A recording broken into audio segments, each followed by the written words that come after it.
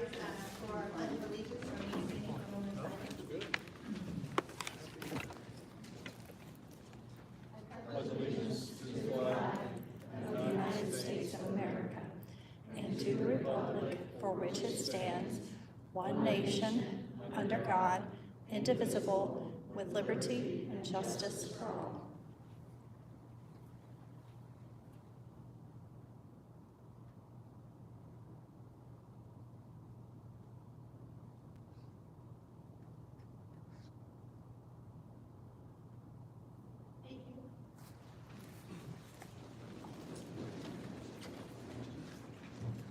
Roll call, please, Dr. Kohler.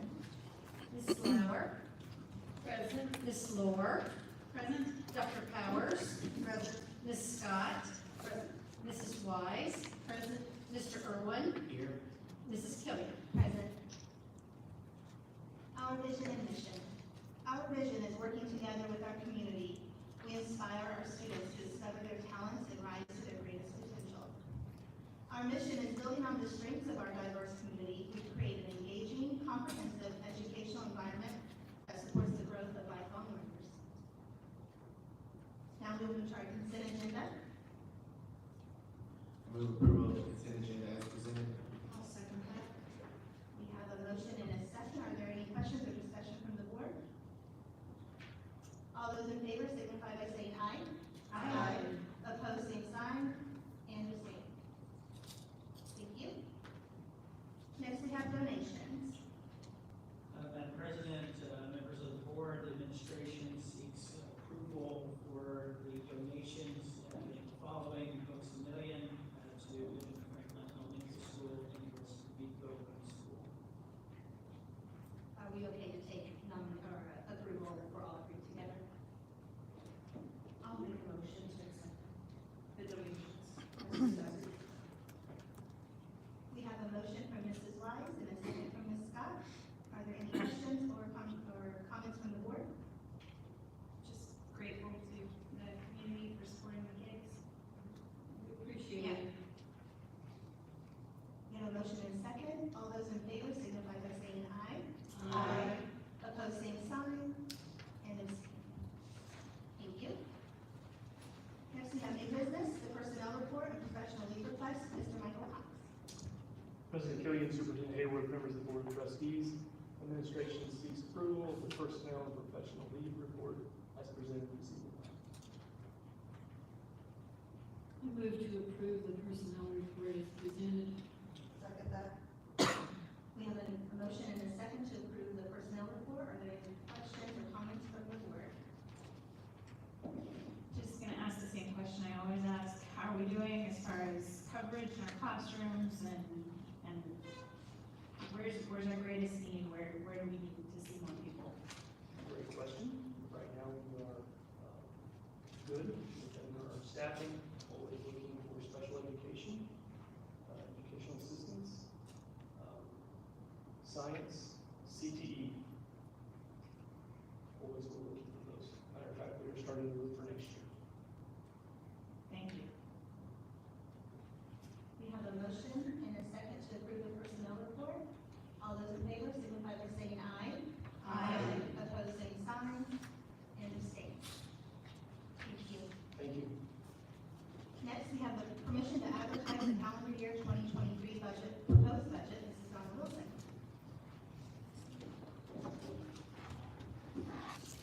President Killian, Dr. Hayworth, and members of the Board of School Trustees. Tonight's meeting is the first in a series of 3 meetings dealing with the adoption of the 2023 school corporation budgets.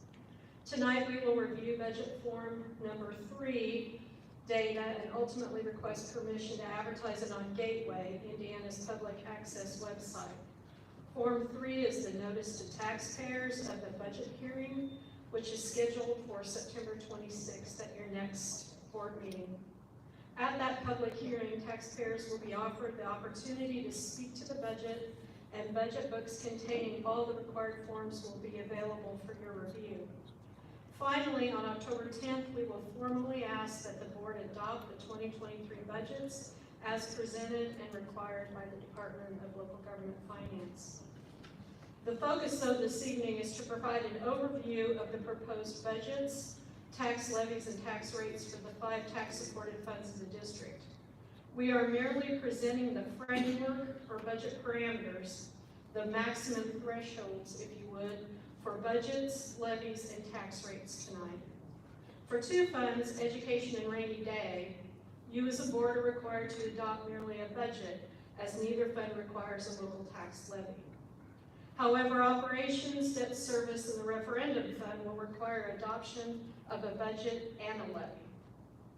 At the next meeting, we will drill down further into the documents delineating functional appropriations, capital projects, and bus replacement plans, and the resolutions that will ultimately require your approval for budget completion.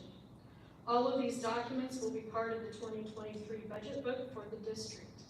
Throughout this process, it is incumbent upon us to remember that it is our responsibility to provide adequate financial resources for the school corporation while remaining fiscally responsible to the taxpayers of Vigo County.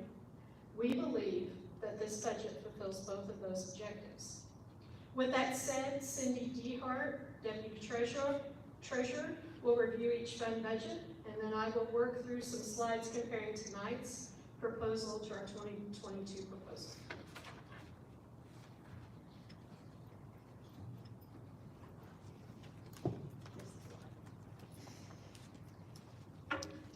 Good evening. The first slide we're going to talk about is the education fund. The education fund is the largest fund of the school corporation. A proposed budget of just over $103 million. It is funded almost in its entirety with state tuition support, calculated using student enrollment data. The official ADM count dates in September and February of each school year, along with additional pupil counts for special education and CTE funding done in December, determine our calendar year funding for the 2022-2023 school year. Foundation funding increase $240 per student, and that revenue is reflected in our assumptions tonight. The education fund provides for nearly all instructional programs within the school corporation, funding staff, materials, and instructional resources for the classroom. You can see other items listed also on the slide.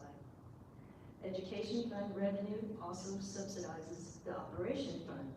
State statute allows the transfer of up to 15% of education fund revenue to the operations fund each year. Any questions? The rainy day fund is used to accumulate funds for future use, a savings account of source for school corporations. Unexpended cash balances can be transferred to the rainy day fund with board approval. In prior years, we transferred the proceeds from the sale of the old administration building to the rainy day fund, and also transferred $5.5 million at the end of 2021. If this year progresses as anticipated, we hope to bring forth a recommendation to transfer additional funds to the rainy day fund at the end of 2022. Although we anticipate no need to spend rainy day funds in the foreseeable future, we have included a budget of $5 million for building improvements if a need should arise in 2023. These funds would only be spent with prior board approval if such a specific need materializes. Any questions? The operations fund budget of approximately $41 million is supported through a local tax levy and other miscellaneous taxes as shown on this slide, and a monthly transfer from the education fund. The transfer from the education fund is limited to not more than 15% of the education fund revenue and is necessary in part to offset circuit breaker losses that have to be absorbed by the operations fund. 2023 circuit breaker tax cap loss has been estimated by the DLGF to be over $10.8 million, up from approximately $7 million last year. You will see later in the presentation how this affects our budget advertisement. On the expenditure side, the The operations fund covers all operational costs of the corporation, including salaries and benefits of all support area staff, student transportation costs, formerly paid from the transportation fund, all building maintenance costs, including personnel and utilities, capital expenditure and building improvements, formerly paid from the capital projects funds, and the purchase of buses. By statute, we are allowed to replace our bus fleet over a 12-year period. So this budget contains a line item for the replacement of 17 buses next year. Question? Debt service is also supported by local tax levy and associated miscellaneous taxes, and provides for the repayment of board-approved debt and unreimbursed textbook penalties. The proposed 2023 budget is $9.8 million. The list of open debt issuances is shown on this slide and includes the first payment on the recently approved 2022 GEO bond and the last payment on the 2020 GEO bond. Finally, the referendum fund. The proposed budget for the referendum fund is $9.2 million and is supported by a tax levy and miscellaneous tax revenue. The referendum fund provides the education and operation funds additional financial support as teachers' salary assistance, counseling, nursing, behavior interventionists, school safety and transportation programs benefit from the referendum funding. The referendum fund was appointed by the taxpayers of Vigo County first for calendar year 2020 and extends through 2027. On this side, you can see that the 2023 proposed budgets total $168 million. We've also shown on this side the comparison to our 2022 proposed and final budgets. These budgets will ultimately be adjusted by the DLGF Finance, granting us our authority to spend or appropriating funds for use during 2023. As you can see, if you exclude the budget for the rainy day fund, our combined budgets proposed for 2023 are less than our proposal for 2022. This reduction reflects our continued efforts to focus on fiscal responsibility and cost conservation while still supporting staff and student needs. Any questions? I have a question. Yep.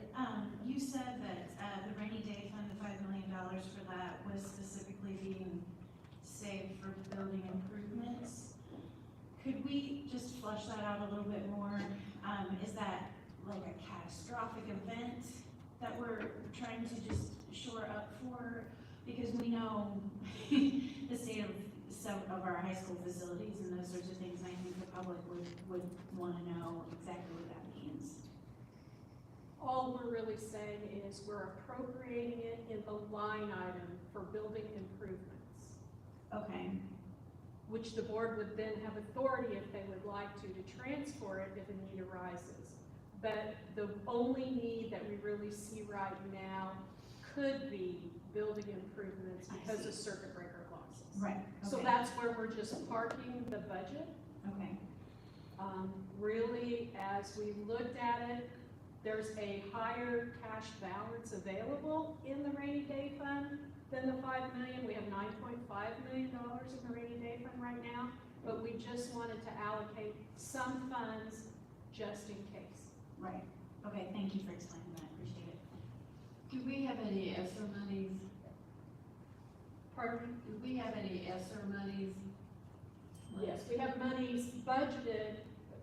We just have to remember, ESSER is an allocation that we were given. The monies have to be spent before they can be drawn, and we have $18.1 million, I believe, budgeted within the ESSER, overall ESSER 3 budget to address HVAC concerns at facilities. I'll turn it back over to Dawn. Thank you.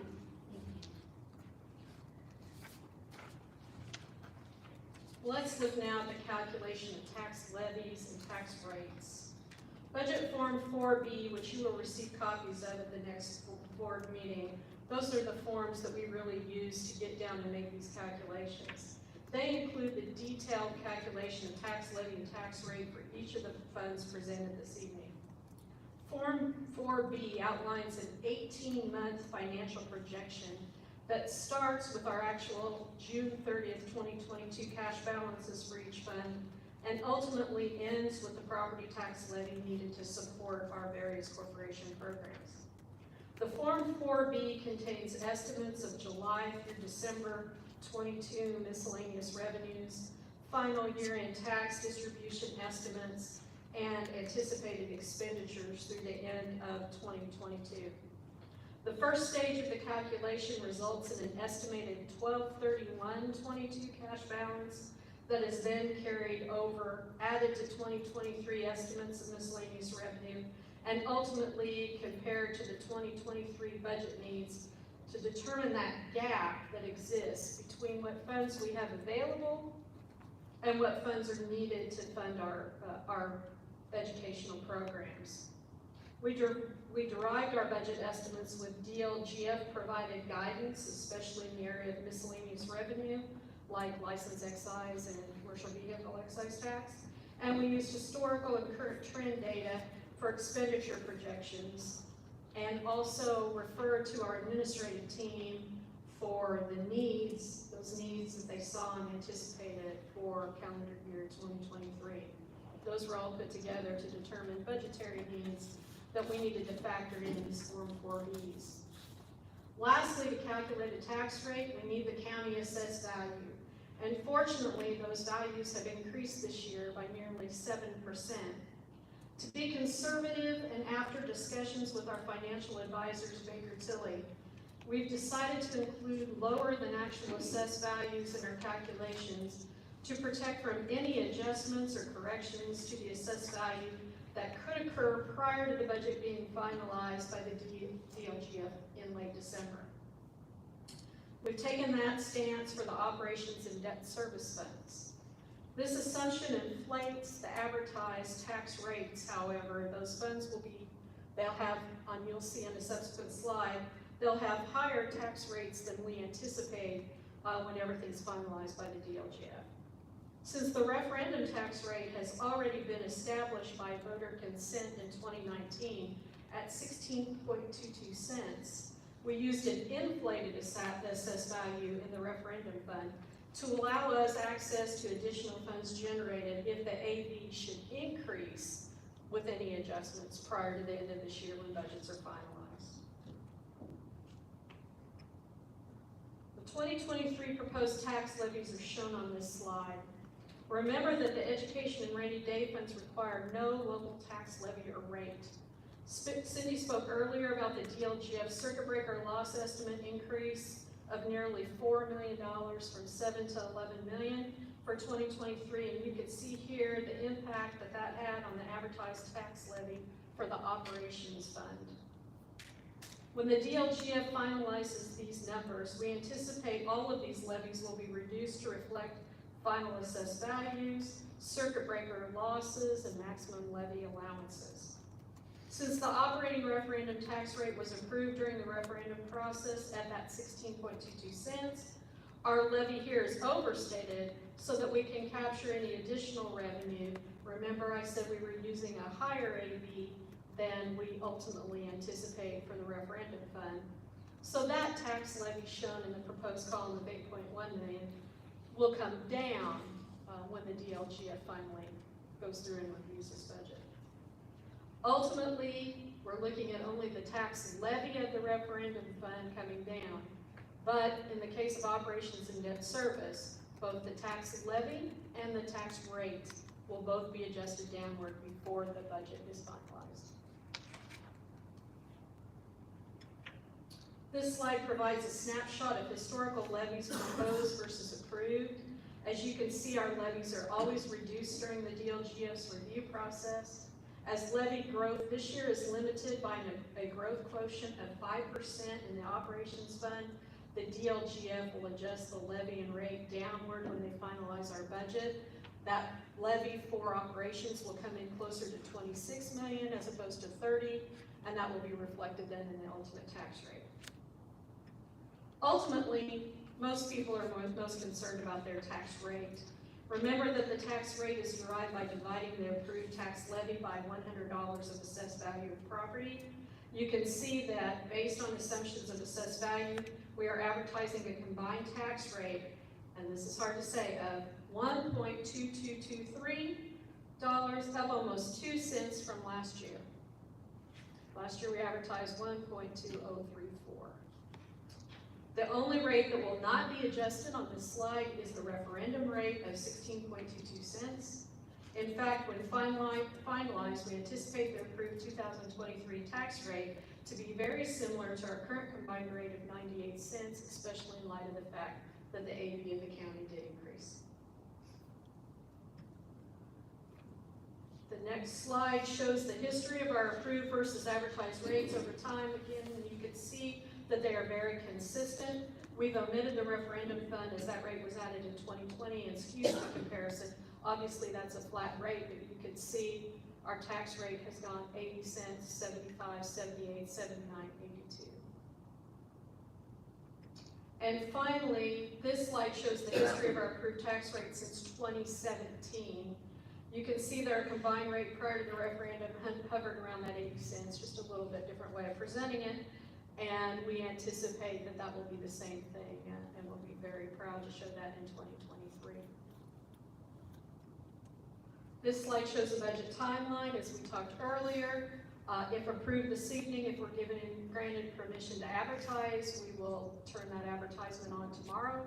In Gateway, we have to give 10 days notice before that public hearing, and you can see 9/26 will be the public hearing and 10/10 the budget adoption date. Here's a screenshot finally. This is the Form 3 that I talked about when I was first up at the podium. That is the form that appears on Gateway. That is the Gateway. That's the only required advertisement of this budget at this point. If you go to the next slide, Cindy, that kind of blows up the real meat and potatoes of the form. Shows the location of the budget hearing. We have to give adequate notification to the taxpayers, the adoption date, and then it shows in the columns the budget estimate, the maximum levy to be raised, and comparison to last year. You can see above that in the boxes toward the middle, the estimated school corporation's maximum levy. That's what I said, that our operations levy would be adjusted down closer to 26 million. And you could see that 10.8 million is the circuit breaker estimate proposed by the DLGF. So with that said, this is the form that we are requesting. We'd be allowed to advertise tomorrow, and we'd be happy to answer any other questions you may have. We have a motion for approval in a second before we open up for questions. Move approval to advertise the budget. I'll second that. We have a motion and a second to approve permission to advertise the budget. Are there any questions or comments from the board? I think it's been stated before, because it's just the first of several steps. Right. We will come back in multiple meetings Right. before this is finally approved, and as you said, this is the highest amount possible that we'll get. Yes, that we'll get brought exactly. down from there. I always appreciate this presentation because school finance is complicated. And it gets easier the more times you hear it presented. And I hope that the public can come back and look at this because it really is very instructive. So thank you. I just want to reiterate, thank you, Don and Cindy, for always making me feel like I can understand this a little more than the previous time. So again, thank you for your work, corporation. So we have a motion and a second for permission to advertise the calendar year 2023 proposed budget. All those in favor signify by saying aye. Aye. Opposed, same sign, and abstain. Thank you. Thank you. Next, we have grants, Dr. Karen Moeller for the first two, and then Dr. Beltevich for the third. Good evening. President Killian, Superintendent Hayworth, and members of the board. We are bringing you this evening 3 grants, and I will go ahead and speak to Dr. Beltevich, if that's okay. We have the first grant that will serve our youngest learners for approximately $40,000. We have, in this grant, great support in terms of reading assessments for targeted instruction for these students, as well as a reading intervention program. So this is the grant that helps us provide some consultants out in the field that work with our students to identify those students with dyslexia. This is part of the state law, but it also helps us prescribe better instruction for reading. So we very much appreciate the support of this program. One program that we purchased is called Spire, and what that does, it's a multi-sensory program that really looks at the components of reading and narrows down exactly what a student needs to know to help him read better. So we appreciate the support of this grant and thank Janet Rosemar and Frank Bailey for their work on that. The second grant we bring you is a high ability grant. This is again from the Indiana Department of Education, and this grant provides basically teacher training so that our teachers are able to go to conferences, they're able to jump on some digital programs and learn about different strategies that are out there for high ability learners. And it also provides funding for supplies. Some of the supplies that we have purchased out of this grant, some novels for higher reading levels for our high schools and middle schools. It's also provided some supplies for headphones for K and 1 as we've given assessments this year. And then it's also provided for our academic competitions, for our academic Super Bowl, some competition materials. So very, very valuable grant, and thank you to Mrs. Pease for her work on that grant. Then the third grant is our Mckinney Vento grant. This is the grant that we work with Rise Youth Center at Etling Hall. It's the primary nonprofit group that we work with in this grant. And this grant serves our homeless population, our students that during the evening, many of them go to Rives Hall for recreation. You know, these are some of the students that they're not able to get to different sports programs in the community, and so Rives Hall provides a lot of different recreation activities for them, as well as an evening meal. It also covers tutoring, counseling, homework help, as well as personal hygiene, school supplies, and of course helps with good nutrition. So very much appreciate the work that Dr. Valatevich and Mrs. Callahan have done to prepare this grant. So we would ask for your approval of those grants this evening and be willing to answer any questions. I'd like to move approval of the grants as presented. I'll second that. We have a motion and a second to approve the grants. Are there any questions or comments from the board? I have a question, Dr. Fuller, if you don't mind. Could you just give us, for the high ability, that's basically for people who are listening in, that's the same as like a gifted and talented kind of designation? Is that the same program? Yes, the state requires us to identify students to qualify for that program. And so that's why we've used, this year, in fact, we used a different screener for K and 1. So we are required to identify those students and then to provide enrichment that's really targeted to their needs. So the screener will tell us, you know, what component that a student needs to have higher levels of instruction presented, and then the teachers use that to put them in different groups and provide that kind of instruction. Okay, so we are providing high ability enrichment for all age groups after that testing and assessment has been. Yes, and you do that in K to 5. We have 30 minutes during the day for an intervention enrichment period. It's not just remediation, it's enrichment as well. So we really feel fortunate we have that extra time built into the day for students. So even if a student is not in a self-contained gifted and talented program, our core program has multiple components to it that provide great enrichment. Thank you. So We have a motion and a second to approve the grants as presented. All those in favor signify by saying aye. Aye. Opposed, same sign, and abstain. Thank you. Next, we have the Circle of Honor, Superintendent Hayward. Madam President, members of the board, no action is required, just an announcement that we would like to make this evening. The Eagle County School Corporation is proud to call for nominations for the second annual class of the Eagle County School Corporation Circle of Honor. purpose of the Circle of Honor is to recognize those who have dignified Vigo County schools through a commitment to excellence and your contributions to Vigo County, as well as celebrate those who have a connection with the Vigo County School Corporation. And when you think back to last year's class, it showed that our community has many distinguished people who have brought honor to our community and to our schools. And we look forward to inducting another class into the Circle of Honor this spring. Circle of Honor is unique in that it features prominent alumni of Vigo County schools and includes worthy members of staff, administration, and the community that have contributed to Vigo County schools throughout its history. A member may not have necessarily attended Vigo County schools. The only actual requirement is that an inductee is committed to excellence and that has brought honor to our school district. Circle of Honor includes a diverse range of members and honorees in background, in age, experience, and historical perspective. Circle of Honor is open to the entire district, will not conflict with any individual high school recognition for their alum or school community members. The nomination process begins today and is open through October 16th.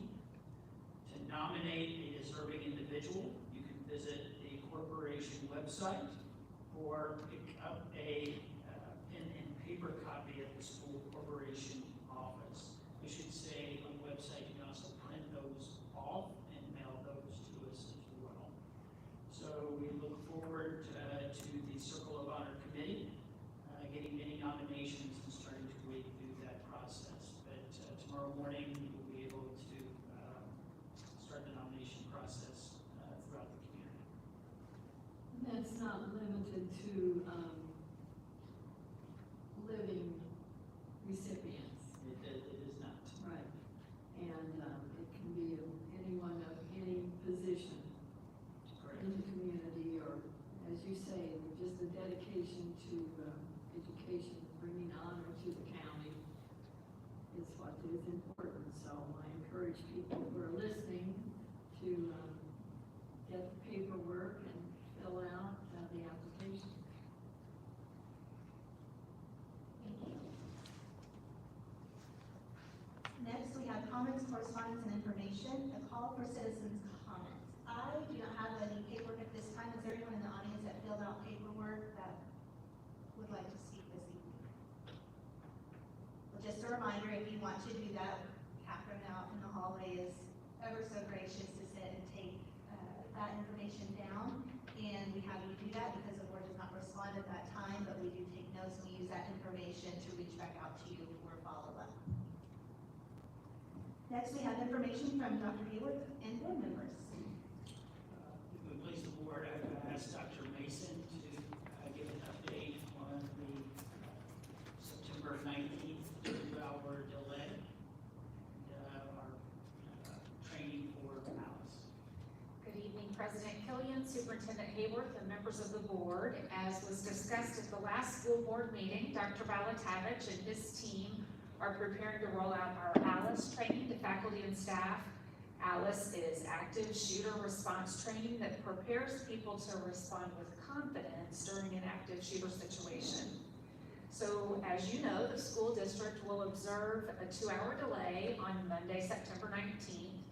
And on that day, all staff will engage in training.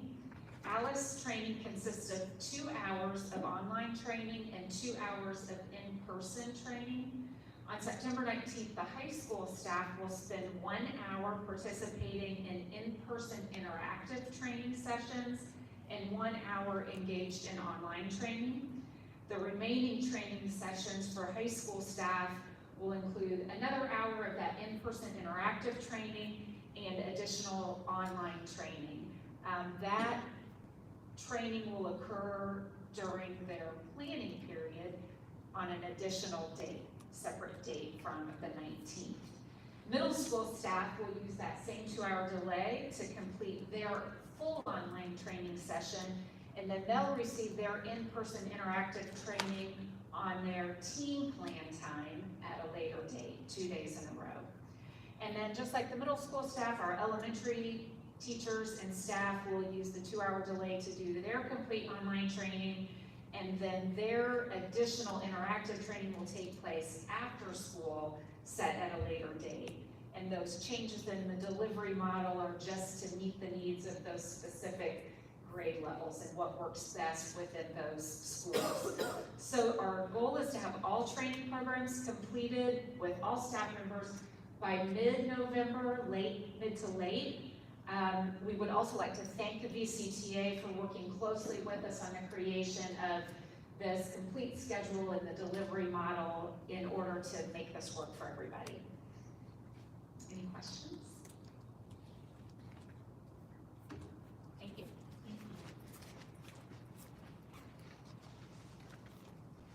Anything else from board members?